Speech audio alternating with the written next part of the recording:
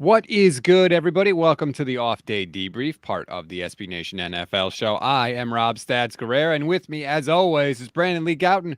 What's up, BLG?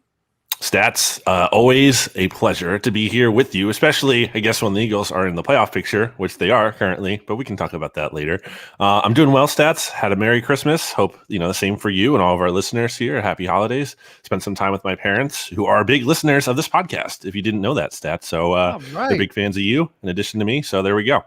Well, that kind of brightened my day a little bit, not going to lie. We are going to break down the entire playoff picture, AFC, NFC, Monday Night Football, all of that stuff. Before we do, we want to remind you that the SB Nation NFL show is brought to you by DraftKings Sportsbook. DraftKings Sportsbook is an official sports betting partner of the NFL. Download the DraftKings Sportsbook app today and use code SBNNFL for a special offer when you sign up. That is code SBNNFL only at DraftKings. A little bit of news before we get started, BLG. Spotify has reviews right now. So if you've been following the show, you like the show, you appreciate the show, you want to support us, and you listen on Spotify, well, guess what? Give us a 5-star rating. Give us a review. It is the best thing you can do to help the show, no matter where you listen. 5-star ratings and reviews. We love them. All right, let's start with Monday Night Football. The Dolphins mollywhipped the Saints 20-3. Ian Book, stunner, couldn't get it done. We need to break this one down because the Miami Dolphins, BLG, are in the midst of a historic run right now after a 1-7 start. So we bring in Justin Heyer from the Finsider, our SB Nation Dolphins community. Justin, thanks for a few minutes this morning. Yeah, thanks for having us, guys. Good for having me, guys. It's a great morning for me as well, with my Dolphins on a 7 straight run coming off that Monday Night Football win. So I'm excited to be here. Everything's exciting right now if you're a Miami Dolphin fan. Absolutely. 20-3, they handle their business. When they were 1-7, did this even enter your mind as a possibility? When we were 1-7, I was already looking at 2022 draft prospects. So no, it did not enter my mind as a possibility. I mean, it's crazy to think that the Dolphins made history on Monday night, and they are the first team in NFL history now to have both a 7-game winning streak and a 7-game losing streak in the same season. Yeah, I believe that. That is the first time that's happened. That's pretty wild. What do you think has been the biggest key to this turnaround?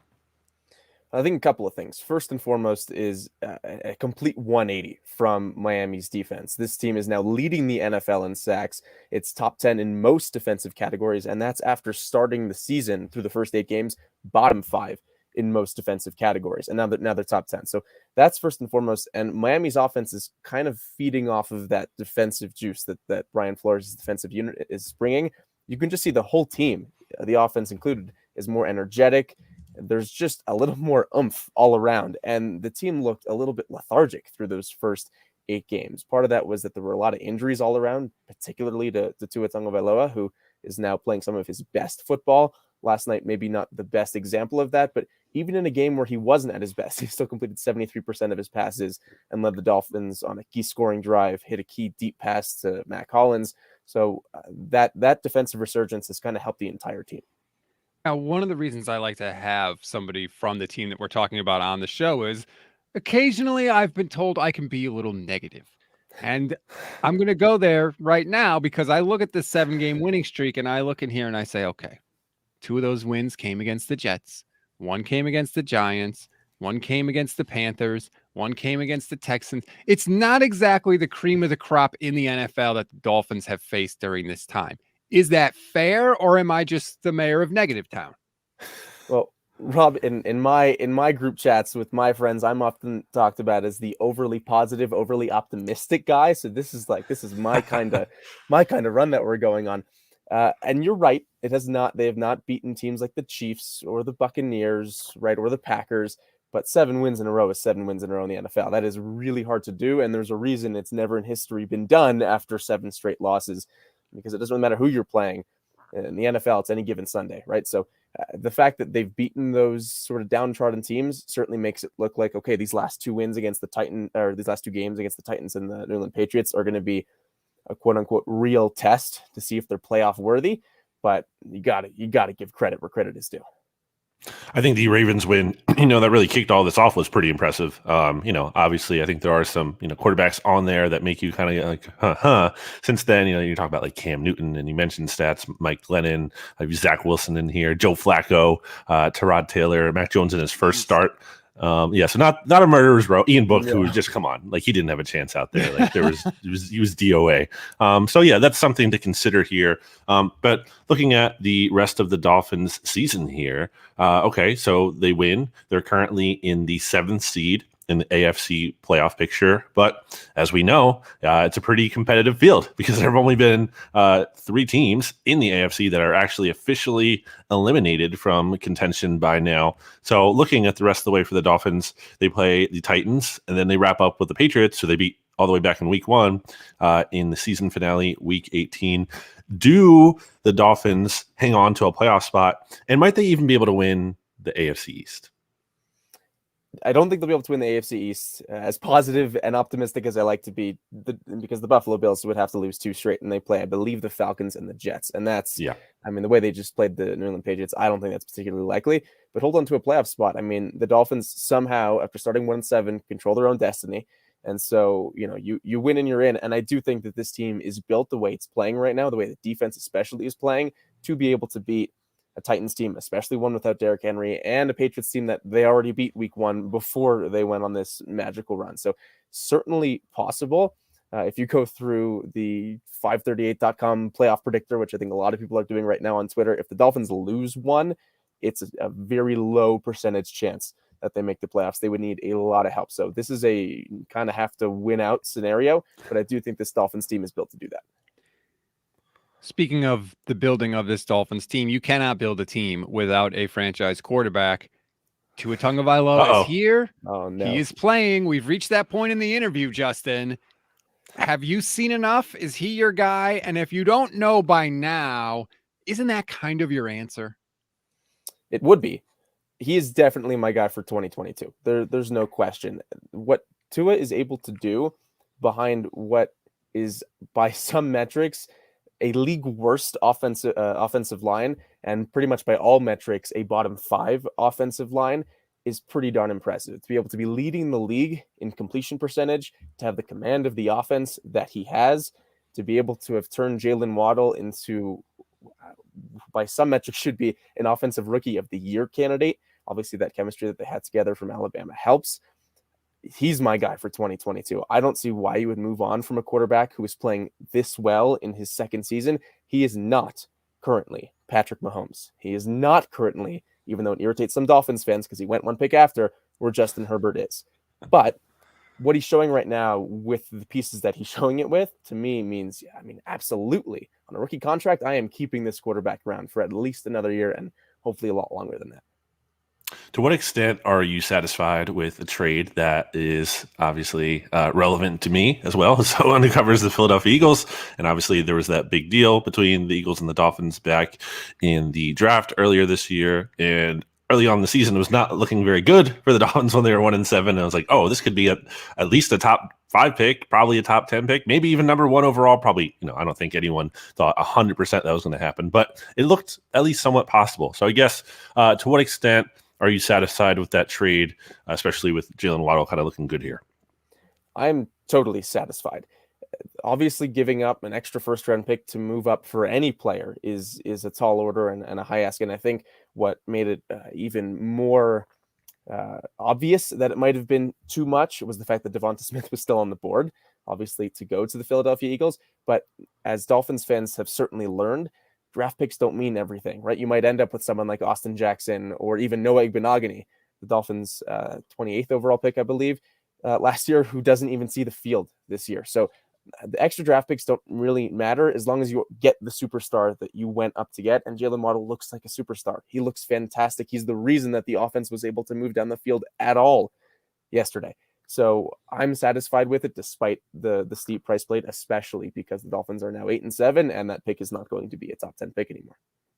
Everything appears to be good in Miami Dolphin land, and why shouldn't it be? 7 straight wins for Miami, 8-7 on the year. They now control the rest of their season. If they handle their business, they will be in the playoffs. Justin Heyer is with the Finsider here. Justin, we thank you very much for the time this morning. Rob, Brandon, thanks so much for having me, guys. I appreciate it. Anytime. All right, BLG, congratulations to the Dolphins. Let's stay in the AFC playoff picture here for a little bit now, because we are in sort of a historic year in the NFL. There are 24 teams that are still mathematically alive to go to the playoffs. That is the second highest total with 2 weeks left in a season in the past 31 years. So everybody is still alive basically in this thing. And there's a lot to break down when it comes to the AFC. Right now, Kansas City is the number 1 seed. Ho-hum, that's sort of where everybody thought they were going to be, even though they took a crazy road to get there. The Tennessee Titans are number 2 at 10-5. If you gave me a list of things that happened in this season that I never would have predicted, I didn't think Tennessee was going to be 10-5, especially if you tell me that Derrick Henry is going to go down for an extended period of time. And like probably won't get it, but in theory still have a chance at the 1 seed because they have the tiebreaker with the head-to-head over the Chiefs. So if the Chiefs somehow slip here and the Titans take advantage, well, they could be the 1 seed, which is funny if that did happen, because I still think you, me, and everyone else would not believe in the Titans at all in terms of a ceiling. Like maybe they could, win a playoff game, especially having a first round bye. But what are they doing beyond that? Like I think their ceiling would be making the AFC Championship game. It is crazy how wide open it is. I'm sure the NFL doesn't mind that getting into the final 2 weeks. It kind of just speaks to the league this year stats in terms of there aren't these juggernaut teams. Like it's very easy for all of us to be like, well, this team is a fraud, or you can poke holes in basically every team for the most part. Like even the Packers, who have freaking Aaron Rodgers, who's like 16 touchdowns and 0 interceptions in his last, like I think 4 or 5 games here or whatever. Like, okay, they have a point differential as a team worse than the Eagles right now. Like they're 11th in point differential. So you can kind of poke holes in any team here.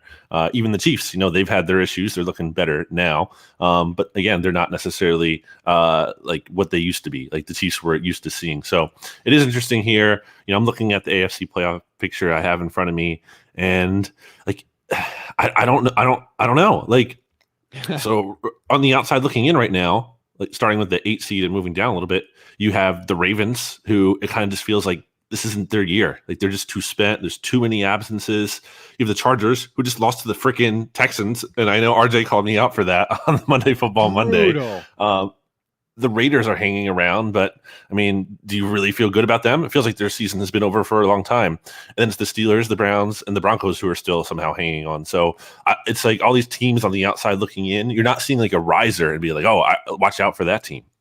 Yeah, I just feel like we're never going to get an idea of the best team. We're just going to run out of regular season games to play, and whoever happens to be in that spot at that current moment in time are the teams that are going to get in, if that makes sense.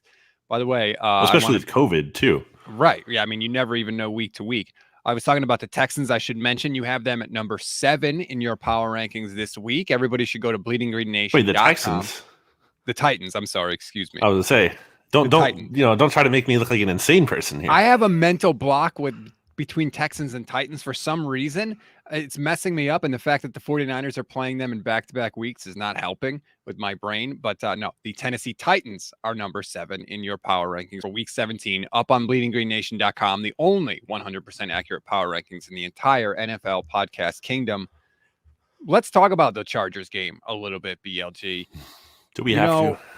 I mean, this is inexcusable, and it was hideously bad for Justin Herbert and that team that's as talented as they are to not only lose to Houston. Houston put up 41. Like it was a whooping from Houston over the Chargers. How is this team so Jekyll and Hyde? Sometimes they look so fantastic and then they go out like they did on Sunday and just put up a stinker. It's a great question, Stats. And I will push back on RJ's criticism of the Chargers from the point of going into this year, it was foolish to believe in them. I mean, they had a good offseason in terms of like they built up their offensive line. Justin Herbert showed an incredible amount of promise last year behind a really bad offensive line. So I was like, okay, that's going to lead to him having more success. And, Anthony Lynn is gone. It's a new coaching staff. I thought Brandon Staley did some really good things with the Rams. I was encouraged about his outlook. And it just felt like things could change for the Chargers. They don't have to be the Chargers of old again because there are changes here. but somehow they are. Like I never get this. I mean, this was kind of even happening with the Falcons a little bit last year when they fired Dimitroff and they fired Dan Quinn, and they were like still blowing games. So it's like, well, how is this still going on? Like, you're changing the pieces, and the same results are happening. Like, I know we can say it's the Chargers, and we point to them blowing things all the time and never living up to expectations. But like when it's different people, is it like the logo? Is it like what is embedded in there that is causing this to happen? I don't know. I did say in my picks against the spread column, which no one cares about, but on Bleeding Green Nation heading into this game, I felt uneasy about taking the Chargers because they have burned us before. And sure enough, they did. I took the Chargers to win, but I was like, I didn't feel great about it. So they're not dead yet. They are hanging on here. They're 8-7. They have a chance to make a run. The rest of the season, they get as I look at the schedule here, and I can't find them. Who do they have left? Stats. They have the Chargers Raiders. Have the Broncos and the Raiders. So, they could win out. That's not impossible. Do I trust them to do it implicitly? I don't. But, they're still an avenue. They're not dead in the water. You can't stick a fork in them just yet. At least I wouldn't. The league leaders in interceptions, there's actually 5. They're all tied. Ryan Tannehill, Trevor Lawrence, Taylor Heineke, Joe Burrow, and Justin Herbert. You told me Justin Herbert was going to be leading the league in interceptions by week 17. I never would have believed you. Honestly, he was our pick for MVP, and it has just not been there this year. What's a worse loss, Justin Herbert and the Chargers to the Texans, or Kirk Cousins to the Detroit Lions?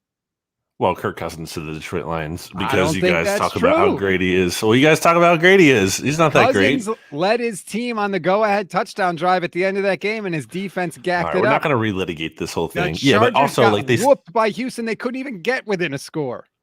The Vikings also scored like 6 points in that game until like the fourth quarter or something. Like, that's not good enough.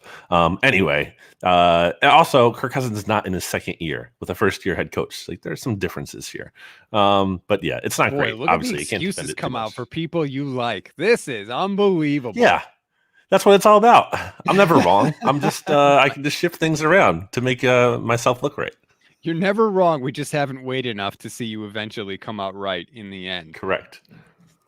You mentioned the Baltimore Ravens. Like, I don't even feel like it's fair to judge them. They have so many guys on IR, plus they've got all the COVID absences. Where did you have them in your power rankings?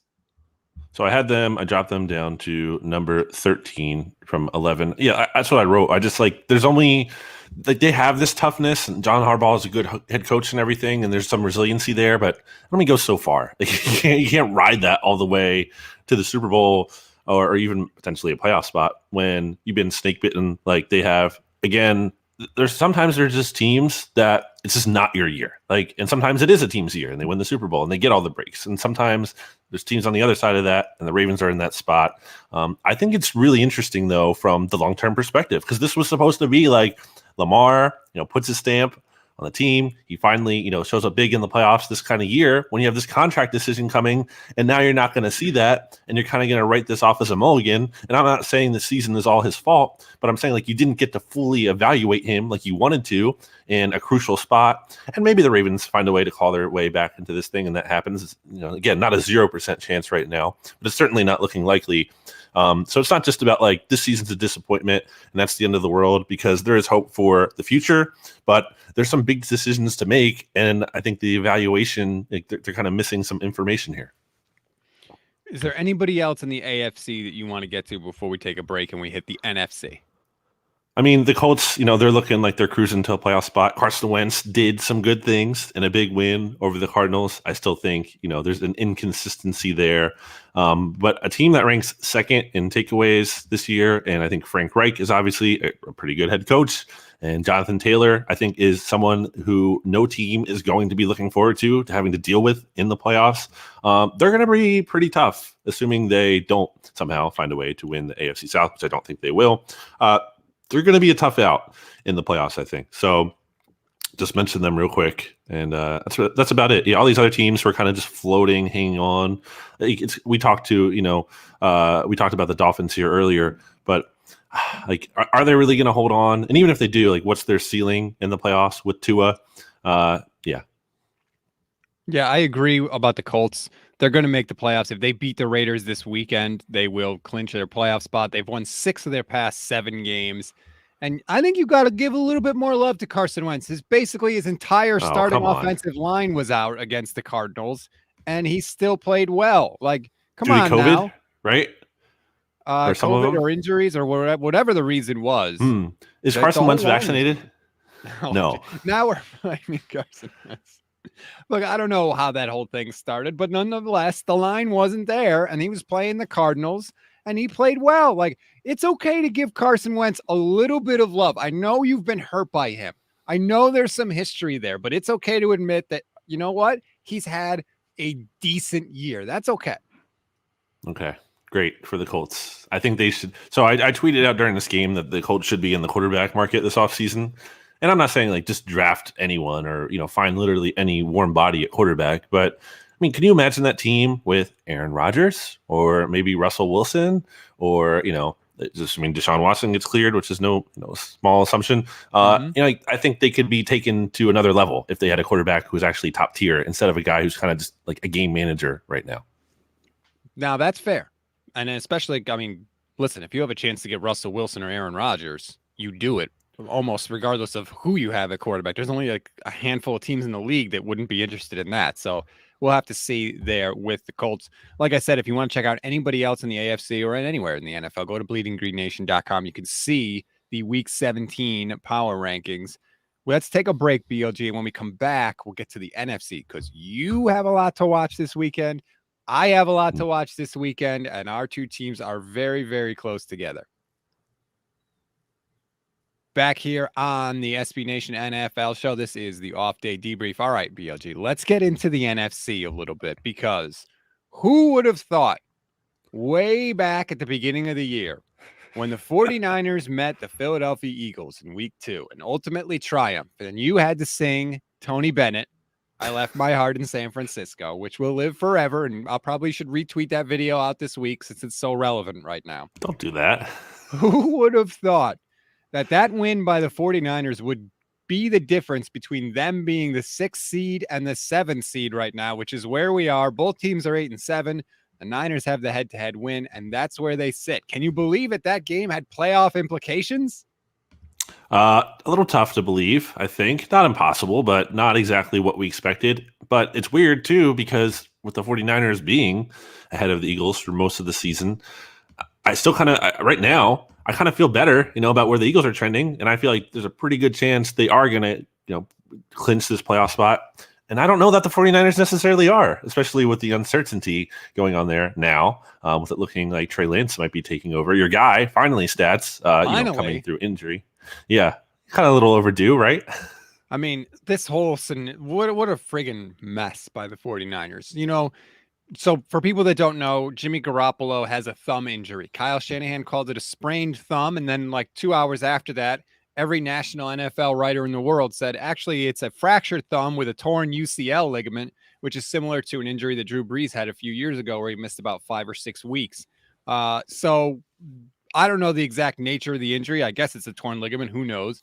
But it looks like Trey Lance is going to be the starter. And there's a lot of people saying, well, this is terrible. You're throwing this 21-year-old kid into the fire here. That's a must-win games for the night. I don't want to hear that, Brandon.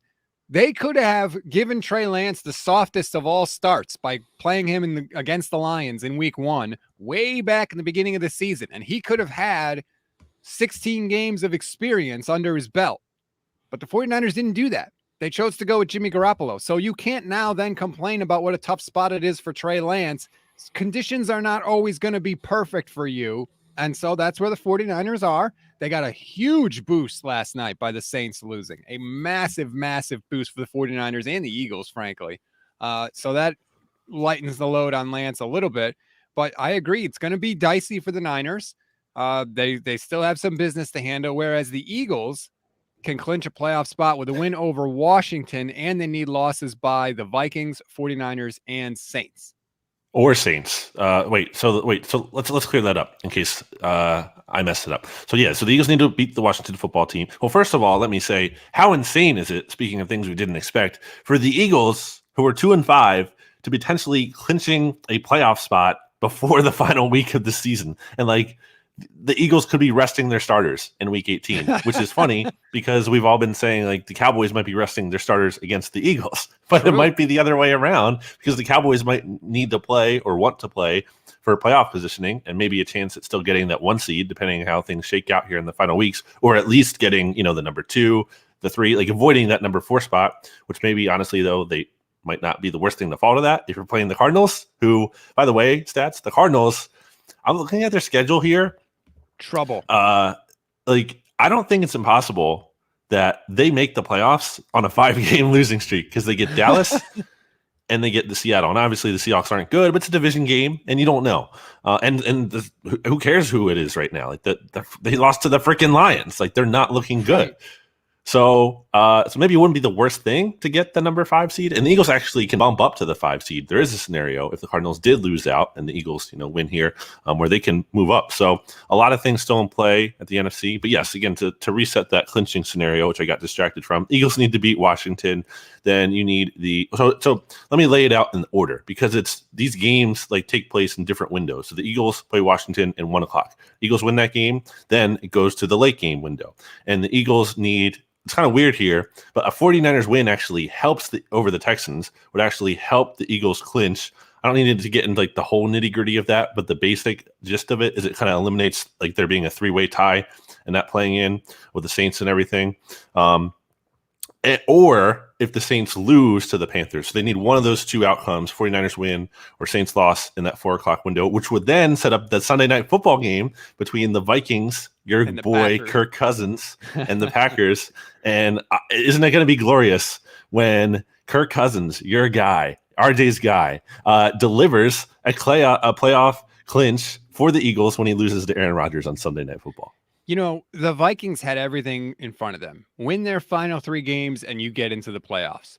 And here it is Sunday, first game of those 3, and they poop down their leg and they lose. And it's just, and again, who would have guessed? RJ and I have not said that Kirk Cousins is a great quarterback. All we have said with Kirk Cousins is he's not as bad as people say he is. And somehow that's some outrageous statement that people can't seem to get over. But we'll make the playoffs then. RJ on the look ahead is like, well, the Eagles aren't going to make the playoffs. So Kirk Cousins is going to, play great, and he's going to leave them on the outside looking in. I don't think so. I don't think that it's going to happen. So where do you have the Eagles right now in your power rankings? So I have them dead center in the middle of the NFL stats, which is number 16 for those tracking at home. So we talked about the Dolphins earlier in terms of beating not so great, quarterbacks here. And the Eagles are kind of in that same boat. Like they played freaking Garrett Gilbert last week. They played Mike Lennon and Jake Fromm this week, which honestly, Jake Fromm up there with like the worst quarterback I've ever seen the Eagles play. Like just he was atrocious. Like the Giants didn't stand a chance with him. It was terrible. So now I think the Eagles are crushing those teams though, and good teams do that. Good teams blow out the really bad teams. They don't just like slip by them by the skin of their teeth. So you have to give the Eagles some credit for that. There are a lot of teams in the NFL, like the Jets or some of these really bad teams who can't do that, who can't beat the bad teams consistently. So you give them some credit for that. But at the same time, look at the Eagles' strength of victory metric, and it's the second worst in the NFL. Like only the Falcons, who again, I have no idea how the Falcons have won 7 games, but it turns out they've played a lot of terrible teams.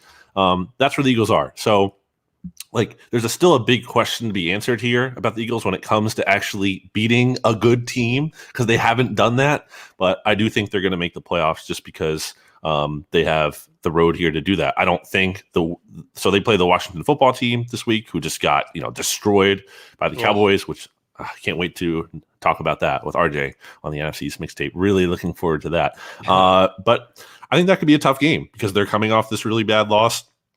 And if the Eagles kind of get caught looking ahead and thinking, oh, we're going to definitely be in the playoffs, then, well, things might not go so great. And also, the Eagles have gotten off to some slow starts in these past 2 weeks. Stats, and that's in no small part due to some struggles by Jalen Hurts, who has been inconsistent and might still be feeling the effects from his ankle injury.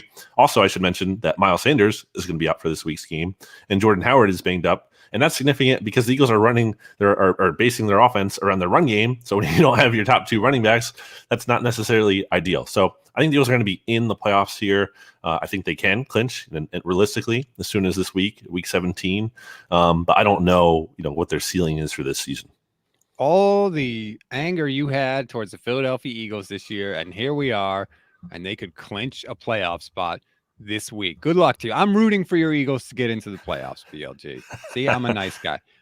So you think the Eagles get in? Do you think the 49ers get in? I think so. Just looking at, it is Kirk Cousins here in that 8th spot. They're probably going to lose to the Niners can clinch with a win against Houston this week and a Saints loss against the Panthers. That's the easiest way for them to clinch this week. It kind of comes down, I guess, to the 49ers. Like, do they blow it? Do they lose to the Texans who just beat the Chargers, which I don't think so. That feels like a Texans game that is, like kind of a letdown the next week. Like, that's a big win for them. It doesn't feel like now they're dangerous and they're riding hot. It was like that was their big performance.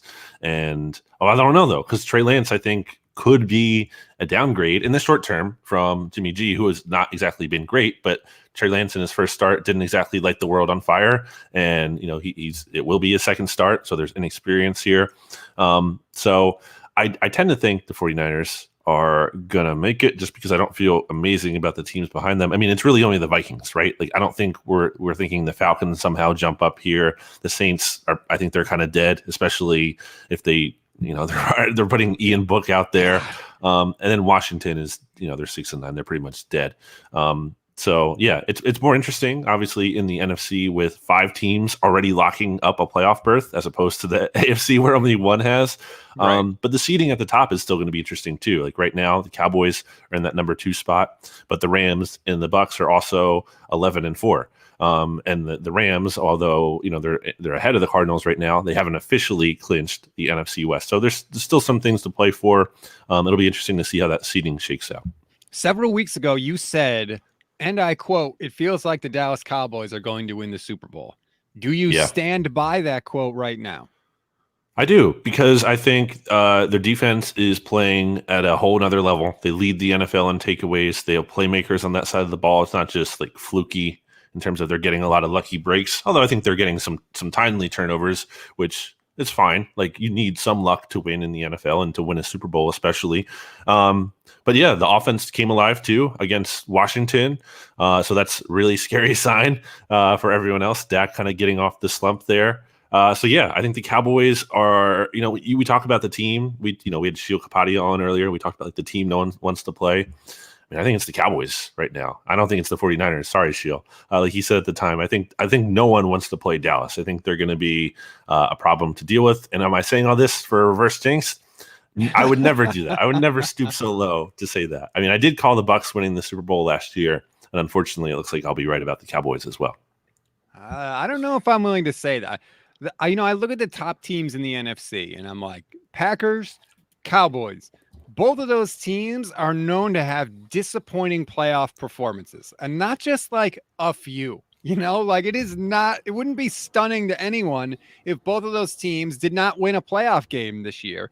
I think it's wide open everywhere, to be honest with you. Like, I don't look at a single team in either conference and be like, if they didn't win a playoff game, I'll be stunned. Like, literally anything can happen. And to me, that makes it all the more exciting because we have no friggin' clue what we're about to see. And it's probably going to be something amazing.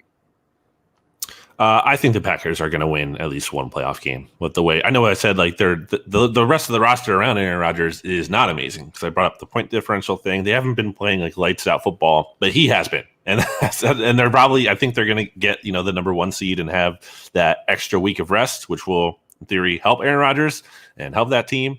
But we'll see. See, I don't look at the Packers as like the big bad wolf. I mean. It's not the Packers. It's Aaron Rodgers. But Aaron Rodgers has a ton of bad playoff losses in his career. Like, it's the same guy I saw lose to the Cardinals multiple times. It just happens, man. In the first round, though, I mean, one of those Cardinals ones was right, but I think they're going to get at least one win. I don't know. I'm just saying, I don't make anybody a heavy favorite, by any stretch of the imagination. All right, BOG, before we go, we have to give out our MVPs and LVPs of the week. Now, if I am correct here, I have 2 MVP picks this week and 1 LVP, and you have the reverse. If you allow me, I'll begin with my first MVP of the week. To me, it's A.J. Brown of the Tennessee Titans. I mean, you want to talk about a clutch performance when a team really needed it. A.J. Brown stepping up. They didn't even think he was going to play this week. Not only does he play against the 49ers, he dominates in the game. He was the only guy out there that could make a play for Tennessee, and it didn't matter because he made just about every single play you could possibly make in the game. He had 11 catches. 8 of those catches came on third down. So that tells you he was making crucial plays, 11 catches, 145 yards in the game, and the go-ahead touchdown. He was an absolute monster, and everybody in the stadium knew he was getting the ball, and it didn't matter. He got it done for Tennessee. That's a really good pick by you, Stats. I was looking at a stat line. I was thinking back to that game on Thursday night, and I was like, I only have 1, so it's going to be tough for me to put that on him. But I hope Stats puts him in there, and sure enough, he came through, Stats, and he did. 16 targets for this guy. Teams overcomplicate it sometimes. Like, just get the ball to your best player. Like, force feed it. Nick Sirianni, I think he's doing well. But one thing that I have issue with him is that he said, like, we can't just force feed guys. And I'm like, well, why not? Devontae Smith's really good. Why not give him, like, at least 10 targets a game? And probably good things are probably going to happen. So I think I like how the Titans are leaning on their best player, and that they're going to really have to continue to do that. Like this, with no Derrick Henry, at least for now, I think this is what they need to do. They need to just not overthink it and just freaking target AJ Brown 1 billion times a game. And if you're going to go down like that, then you'll live with that. Like, at least you're trying to get the ball to your very best player, and stop overthinking it. And you need to trick people, and you need to get everyone involved because, AJ Brown might draw extra attention. Like, no, he's really good. He'll figure it out. Get the ball to him. So good pick by you. Who's your first MVP, or only MVP, I should say? My only MVP. So I had 2 names written down here in case you took one of them. So actually, why don't we go to your one? Because I have 2 here, and I want to go with one that you're not going to pick. All right. Well, then if you're going to make me go right now, I'm going to go with Josh Allen of the Buffalo Bills. This was a huge game for the Bills. We all thought that the AFC East was going to be their division from now on after last year. And, it was going to be a sort of a new era. Yet they play New England. It was that crazy weather game. The Patriots got the win, and you were kind of like unsure of what to think. Yet here comes Josh Allen going into Foxborough, and I think he played the game of his career, to be honest with you. And you could tell watching the game, it was a big game for him. It meant something for him in this game. He knew that they were going to, they could make a statement with this win. And I'd love, on 4th down, Sean McDermott says, forget the short field goal, or forget the field goal. It's 4th and 1. I'm putting the ball in the hands of my best player, and I'm going to let him win the game for us. And Josh Allen gets the ball and rolls to his left. And there are 2 guys there, BLG. He's dead to rights in the backfield, and he makes a move, gets past both of them, gets the first down, seals the game for Buffalo. They'd go on to score a touchdown on that drive. To me, Josh Allen played a huge game against a division rival with a ton on the line. He gets my second MVP. Another really good pick by you, Stats. And I'm not just saying this. I'm not like, another co-host you might have who just tries to, fluff you up for but actually wants to steal your kidney or something. I'm just an objective analyzer here. And some of these clips of Josh Allen going around on Twitter, I think Seth Galina from PFF posted some of these all 22 clips of these throws from him. And man, they're just unreal. Like, it's something you can't appreciate on the broadcast view because you see someone crossing the field and it looks like they're open. But when you see it from the all 22 view, and it's like they're not open. Like, this is a very tight window, and Josh Allen's making opposite hash field throws with anticipation. It's crazy. It's crazy. Some of those throws are unreal for him to have the arm power and the accuracy. Again, something we talked about as a big bugaboo for him early in his career. To be able to do that is really impressive. And it's kind of funny because I feel like people are kind of writing off the Bills, and not totally unreasonably, because they were struggling there and they lost to the Patriots. But it kind of just felt like, well, the Patriots are back. AFC East is their division again. It's all over. It's not all over. I mean, it might be over for them now because to close out the year, the Bills have the 5th easiest schedule in the league. They get the Jets, and the Falcons. I think they're going to win those games. And if they don't, that would be a very epic collapse. So maybe I just jinxed them, but I think the Dolphins are back in control of the AFC East. Well, the Patriots have the Jags and the Dolphins, so not quite as easy, but yeah. But credit to Josh Allen. You're right. I mean, some of his throws are just, he's a freak, man. Like, just darts. And that's when you got your guy that can do that in a big game, 3 touchdowns, no turnovers, also led the team in rushing. Like, that is a big boy performance by Josh Allen. All right, so then who is your MVP pick? So I want to give honorable mention here to Davis Mills, who I think, has shown some promise for the Texans, which, I don't know. Is he going to be their franchise quarterback? I don't know. I don't know what the ceiling is on Davis Mills, but he's done some good things enough for Houston fans to have like something maybe to kind of hang their hats on in a disappointing year. And obviously a big upset win over the Chargers. But I can't pick him because how valuable are you when you're on the Texans? And also because I think the correct answer is Joe Burrow, who just absolutely crushed the Ravens, who I know the Ravens are missing a bunch of players and specifically in the secondary too. But I mean, 500 plus passing yards, 4 plus touchdowns, and 0 interceptions has only happened 3 other times in NFL history, as our good friend Shil Kapadia points out. Like, that is incredibly rare, regardless of who you're facing. And the Bengals' offensive performance against the Ravens, who they swept, which how many people saw that coming into the year, was the 3rd best in a single game this season in terms of EPA per play. Like, this was a big spot. You kind of mentioned with Josh Allen against the Patriots. This was a really big spot for Joe Burrow against the Ravens. And it looks like the Bengals are in a solid spot now to clinch the AFC North for the first time since 2015. You have to give credit to Jamar Chase and T. Higgins, who were big monsters in this game. And Joe Burrow, isn't having this kind of day without those players. So you have to give them some love too. But at the end of the day, like Joe Burrow, who, there's some inconsistencies with him and the Bengals overall, but that's fine. Like, you've kind of talked about this season being house money. I mean, I kind of, as they're kind of getting better, I kind of don't agree with that, because there reaches a point where, okay, you're actually good now. You have to go out and win. Like, I get what you're saying when the season has surpassed expectations, but they're getting to a point where it's like, it'd be a little disappointing if they came out flat-footed in the playoffs and didn't kind of, look frisky. Were you surprised at the way the Bengals were throwing with a big lead in that game late? Like, they didn't really take their foot off the gas, and they kind of asked Joe Burrow about it afterwards, and he was like, nope, I don't feel bad for anybody, which I love from Joe Burrow because I agree. But I'm surprised, rivalry game, division game, and the Bengals were like, forget it, man. They're down, and we're not taking our foot off the gas. I mean, the Ravens do that to other teams. Like, there was a whole, big thing with Vic Fangio early in the year, which is a loser move on his part, to be clear. But, I think the Ravens would do the same thing if they were in that spot. So not at all. It's a rivalry game. Why not take advantage of it and stomp on their throat to make a statement? So I like it. And I think the Bengals are in a nice spot here heading into the postseason. Again, like, what's the ceiling? Is Joe Burrow going to be able to light the league on fire in the playoffs when first-time quarterbacks kind of tend to struggle, or at least not have these amazing runs? But I think they're going to be interesting to watch. It's going to be fun, that is for sure. All right, this is a week where I am a little sad that I only have one LVP, so I'm going to depend on you to do the right thing and take one of the people that I don't. And this is somebody that's gotten LVP points from us in the past. I got to give it to Matt Rule. Like, your team is a disaster.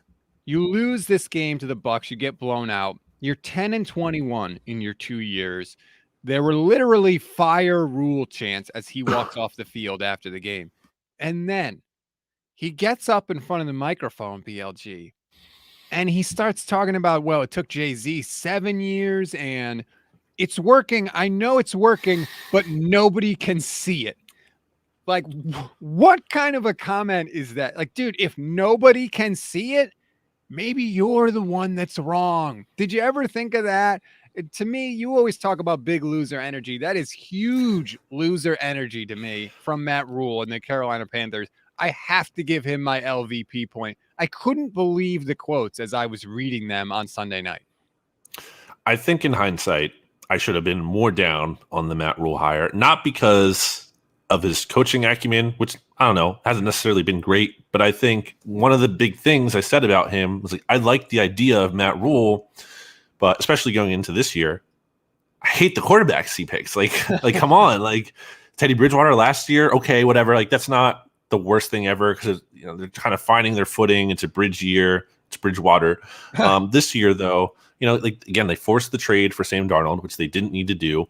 And I feel like while ultimately, you have to give some blame to the GM and the owner and all of that for signing off. Like I feel like that was probably driven by Matt Rule, like the need to win now because Matt Rule probably has too much power. And again, this is a big reason why I should have been more down on him because coaches, as we talk about, who have that personnel power, except for the rare exceptions like a Belichick or Pete Carroll or whatever, typically doesn't work out well. And there have been times for those coaches even it hasn't worked out well for them.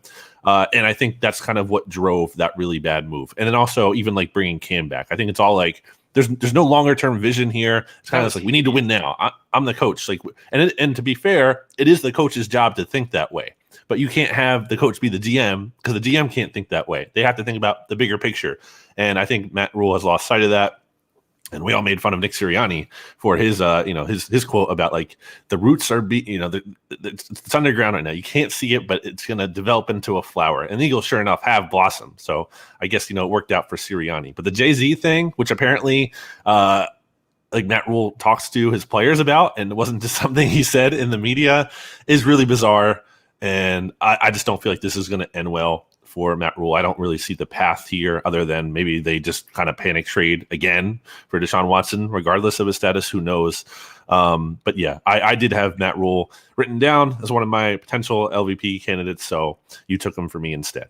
All right. So please tell me that with one of your choices, you are taking the other team that I'm thinking of. Who is your first LVP? Well, the first team or the first person I have here, and I'm throwing this team in the pit of misery, is the team the Eagles played in week 17. I mean, the Giants have basically been in the pit of misery without needing to say that, as Stats pumps his fist here for those who can't see, because you're probably not watching this on a visual medium. Although, is this on the SB Nation NFL YouTube page, Stats? Yes, it is. Well, there you go. So if you want to see Stats pump his fist there, you can go do that. Subscribe, rate, review, all that good stuff. Where was I, Stats? I totally lost my point. We're throwing the Giants in the pit of misery. Oh, yeah, duh. I mean, they've been living there because they're tied for the worst record in the NFL since the start of 2017.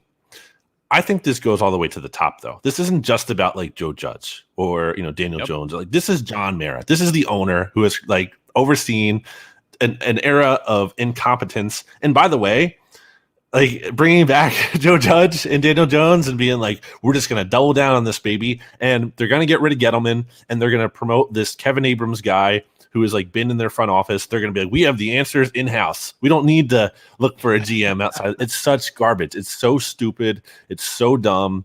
I hate when teams do this. Like they just think that the answer is always in-house. We just have to promote this guy. If Kevin Abrams is so good, like why hasn't he been able to help the Giants be more successful like now? Like he needs to just get more power, and that's the simple fix. That's going to be the solution. I don't think so. So the Giants are pathetic.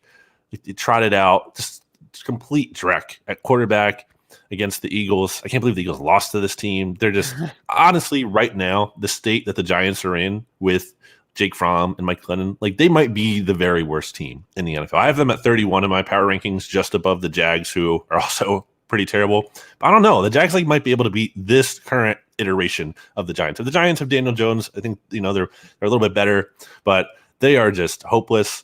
And they have these 2 first-round picks, next year. We'll see what they do with them. But I don't know, man. That roster, all that, and they might not have the right head coach. Like it's all just bad. That is exactly who I wanted you to take with your other LVP point. With what the Giants are doing by saying you're keeping Daniel Jones and you're keeping Joe Judge and you're getting rid of Dave Gettleman, like this doesn't make any sense to me. What you're saying is Gettleman has picked the wrong players, so he deserves to lose his job. Yet we're keeping Daniel Jones, the quarterback, which if your GM has picked a quarterback and you've decided that the quarterback is not the problem, how do you fire that GM? It makes no sense to me. Now you got Joe Judge there. You're going to bring in a new GM who may necessarily not want Joe Judge or Daniel Jones at quarterback. So then now you've got 2 parts of the franchise with competing goals, and you cannot win with that scenario because the first part of this next GM's tenure is going to be, well, you know what? I need to get my guy in there. I need to get my guy as a head coach. I need to get my quarterback. And it's just a bad look. You got to start fresh. You got to clean out the old and bring in a new regime, new quarterback, new coach, new era. Otherwise, you're just going to be stuck in this sort of purgatory. And they've seen that with what the New York Jets have done in recent history. So it's not like they have, no idea of why this is bad. They just continue to make mistake after mistake. And I totally agree. It's on ownership. All of this happens under John Mara's watch. The Giants think they're a blue blood franchise, and they're really not. They just aren't, and they just keep screwing up. They're really bad, and it's really a gift for the NFC, like for the Eagles and the Cowboys. Thrilled. It is. It's honestly, again, I've reached the point where I don't actually feel bad for the Giants. I never will, but like I almost do. I'm at the point where I almost feel bad for them because it's so pathetic. Like it's not even like fun to stick the knife in them all the time because like it's too easy. It's just the low hanging fruit. They're so pathetic. It's reached a point where like beating them doesn't elicit like a ton of excitement anymore. It's just like expected. It's like, yeah, it's the Giants. Like they're terrible. If you lose to that team, then it's a disgrace, which is why it was a disgrace when the Eagles lost to them earlier this season. But yeah, they're definitely at the bottom there. And again, I just don't. What are you hanging your hat on? Like, I talk about that a lot, but like Joe Judge hasn't shown anything. And I was talking to Big Blue View last week ahead of the Eagles-Giants game. But like what about Joe Judge like gives you any kind of semblance of hope? Right. And they couldn't really point to anything. And it's basically like it's sunk cost fallacy. It's like, well, we just don't want to change coaches. Like, that can't be your number one reason for not changing coaches. It's because you don't want to do it because you've done it a lot before. Like that's not going to lead you to getting to the right guy. Like, I think teams as a whole in the NFL are too patient. It's like, what are you waiting for? Like, you're just like, we just need to let this wait. We just need to let this develop. Like, no, like you're really bad. It's time to pull the plug. But they won't because they're Giants and they're awful. All right. That's a shame. Who's your last LVP? Too bad for them. My last LVP. So I originally had a name written down here, and I think I'm going to stick with it. Although I will say honorable mention or dishonorable mention, Cliff Kingsbury, who I think I'm going to wait to give an LVP point when the Cardinals do head into the playoffs. So the 0-5, or at the very best, like a 1-4. Let's say they beat Seattle. Okay, so you're just 1-4 in your final 5 games heading to the playoffs.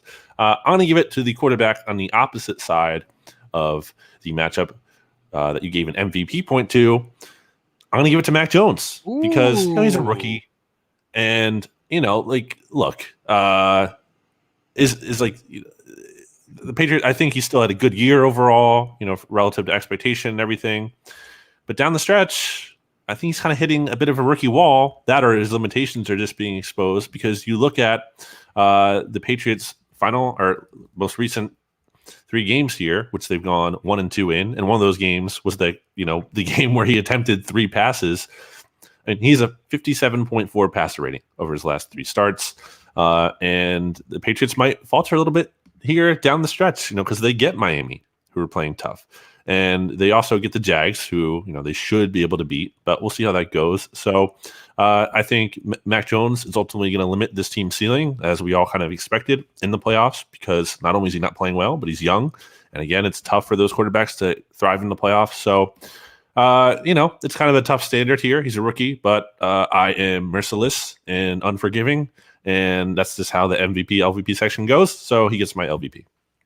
You never want your worst 3 games to come in December. And that's exactly what's happened to Mac Jones. I think that people have not been grading him accurately the entire year. They've only been grading him and comparing him to other rookie quarterbacks, which I understand the instinct to do that, but you also have to just look at him objectively as a quarterback. He has not blown me out of the water by any stretch of the imagination. And I just think that he's been exactly what he was advertised as coming out of the draft. A guy that can largely protect the ball, get the ball in the right places most of the time, but in terms of a super high ceiling, it's just not there. And to me, that's what we see when we look at Mac Jones. And I don't mean that as a knock. I just mean like, yeah, he's not terrible. That's it. That's where we are with Mac Jones. Like a lot of people, I know a lot of Niner fans were so relieved when he wasn't the pick at 3. And because the expectations for him were just this kind of just a dude out there that you can find pretty much every year in the draft. I don't think he's been bad this year. I don't think he's been great, but you're right. 14 of 32 against the Bills in a game you have to have. no touchdowns, 2 picks. That is not going to get it done. Well-deserved LVP pick by you. Thanks, Stats. I try. You know, look, on this show, we do the yeoman's work. That's all I'll say. So that's going to do it for this edition of the Off Day Debrief. Again, rate, review, and follow the SB Nation NFL show. Follow us on Apple Podcasts. Follow us on Spotify. You can leave ratings and reviews now on Spotify. So if that's where you are listening, thank you. We appreciate it. But show your appreciation for us by leaving us a 5-star rating and a review. If you take the time to do it, I promise you, we will read it on the show. BLG, I'm glad you had a good holiday. It's good to talk to you again. Glad both of our teams are going to make the playoffs in 2021. And I will talk to you next week, sir. Merry Clinchmas.